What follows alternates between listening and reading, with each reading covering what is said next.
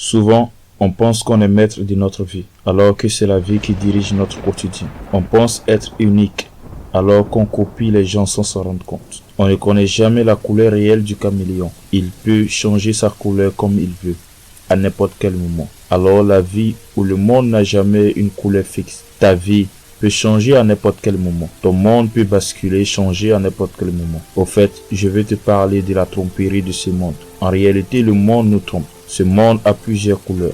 La haine, l'amour, la tristesse, la joie, tout ça fait partie de notre vie. Et le plus pire, le monde nous fait oublier parfois Dieu. Le monde nous trompe, nous distrait, à tel point qu'on oublie le Créateur. La vie nous occupe jusqu'à ce qu'on n'a plus le temps pour faire des choses importantes. Presque toute notre vie est basée sur le matériel, l'organisation personnelle. On dit qu'on croit à l'au-delà, alors que c'est faux. Nos actions montrent le contraire. Écoute ça un peu. Quand on est enfant, les gens s'occupent de nous. Quand on grandit, on veut faire comme les autres, aller à l'école comme les autres enfants. Étant à l'école, on veut aller au collège. Au collège, on veut des diplômes. Et lorsqu'on a des diplômes, on veut travailler. Et lorsqu'on travaille, on veut se marier. Et lorsqu'on est marié, on veut des enfants, une famille. Ensuite, on veut préparer l'avenir de nos enfants.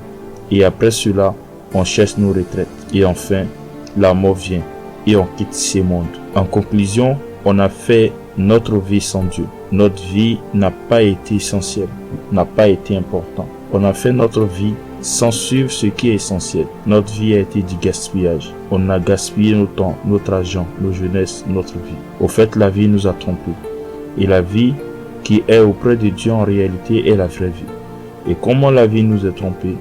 Par la beauté, par la distraction. On a tellement été trompés jusqu'on ne s'est pas rendu compte du temps qui s'est passé. Et lorsque Dieu nous demandera compte, on dira alors à Dieu qu'on a fait un jour seulement sur la terre. D'autres diront une demi-journée. Tellement on a été distrait, on n'a pas vu le temps passer. Alors que l'autre, tellement on a été distrait, on n'a pas vu le temps passer. Alors que d'autres ont fait 100 et 70 ans sur la terre. Mais rien de bon dans la vie. C'est pour ça Allah nous met en garde.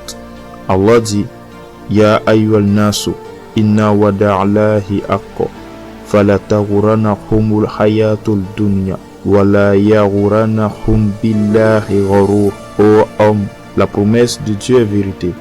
Ne laissez pas la vie présente vous tromper, et que le grand trompeur Satan ne vous trompe à propos de Dieu. Le monde est dominé par les stratégies du diable, et les choses que le diable fait pour nous tromper avec ce monde, c'est la distraction, les loisirs, l'alcool, la drogue, la pornographie, les jeux hasard, la prostitution et la course aux richesses. Mais malgré ça, le monde est magnifique. Et c'est pas hasard. Dieu a fait cela tout simplement pour nous éprouver, nous tester, nous essayer. Pour qui d'entre nous qui serait droit ou distrait et qui oubliera les choses fondamentales et réelles? Car cette vie n'est rien d'autre et n'est rien auprès de l'autre vie qui nous attend dans l'au-delà. La chose qui peut mettre ton Seigneur en colère, c'est de profiter de ce monde en le régnant. Ce qui peut faire que Dieu soit satisfait de toi, c'est de l'adorer et profiter de ce bas monde d'une manière juste et normale. Et l'être humain doit consacrer sa vie et sa mort à Dieu, car c'est ça qui le rendra heureux et rendra les gens autour de lui heureux. Car consacrer sa vie à Dieu, c'est de profiter de la vie avec justice et amour. C'est pour ça Allah Azza wa Jal dit, Kul inna solati wa nusaki wa mahyaya wa mamati lillahi rabbil alamin. Dit, en vérité, ma solat, mes actes de dévotion, ma vie et ma mort appartiennent à Dieu, Seigneur de l'univers. Un exemple maintenant pour que tu comprennes mieux ce que j'ai dit. Il y avait un roi qui habitait dans un palais qui était rempli d'argent et de richesses et de femmes. Et juste en bas de son palais, il y avait un vieillard pauvre qui habitait. Et ce vieillard était toujours en adoration. S'il n'avait rien à faire, il était toujours sur sa natte en train de prier. Et lorsque le roi passait auprès de lui, il le dénigrait, il l'insultait, en disant, espèce de vieillard inconscient, à chaque fois, tu adores ton Seigneur, mais il te donne rien. Regarde comment tu es misérable. Et à chaque fois, lorsqu'il passait auprès du vieillard, il répétait ces mêmes paroles. Jusqu'à un jour, il répéta les mêmes paroles et il dit au vieillard, tu es trop bête, tu es trop stupide. Je ne connais pas quelqu'un qui est plus bête que toi. Tiens ce bâton. Ce roi avait un bâton dans la main. Et dit, tiens ce bâton. Si tu as eu quelqu'un qui est plus bête que toi, donne-lui. Tu es trop stupide, tu es trop bête. Et le vieillard attrapa le bâton et continua son adoration pendant un certain moment. Le vieillard ne voyait plus le roi. Donc il décida d'aller voir le roi. Et lorsqu'il est rentré dans le palais, il a vu le roi allongé, couché. Il s'approcha du roi et demanda, « Qu'est-ce que tu as, roi ?» Et le roi dit, « Je suis malade. » Et on a cherché tous les médecins de la ville et tous ont confirmé que je ne vais pas m'en sortir de cette maladie. Alors le vieillard le regarda et dit, « Donc tu vas mourir. » Et le roi dit, « Oui. » Il dit, « Ô roi, ton palais et ton argent et tout ce que tu as, où tu vas, est-ce que tu as mis aussi là-bas ?» Le roi dit non. Le vieillard dit, l'or, l'argent, les belles femmes, où tu t'en vas, est-ce que tu as mis aussi là-bas? Le roi dit non. Alors le vieillard dit au roi, tiens ton bâton, je n'ai pas trouvé quelqu'un qui est plus bête que toi. Allahu Akbar, Allah est le plus grand.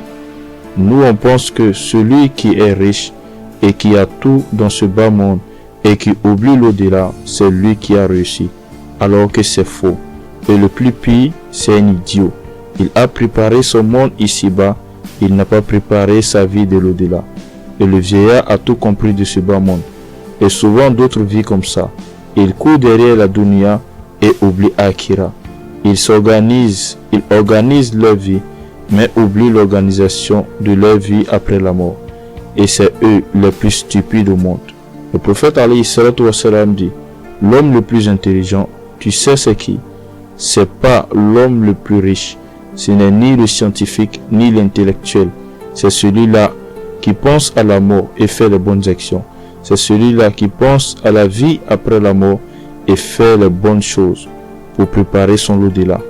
Et c'est le vrai croyant. Et c'est ça, on dit, un croyant. Celui qui croit réellement à Allah et à son messager. Et ceux qui ne vont pas suivre les choses fondamentales avant les choses éphémères n'auront pas d'excuses. Car la vie ici-bas est la tromperie, de l'arnaque. Ils ont été détournés de la parole d'Allah. Alors regarde la question qu'Allah va leur poser le jour de Yawm al-Qiyamah.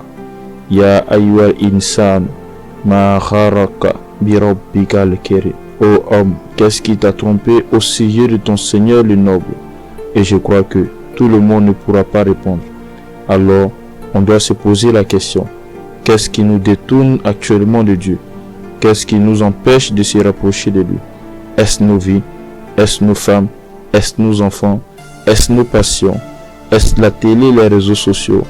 Ou est-ce que parce qu'on est rebelle envers Dieu? Alors posons-nous cette question avant que la mort ne vienne et qu'on n'aura pas de réponse à donner à notre Créateur. Sur ce, à la prochaine vidéo, Inch'Allah.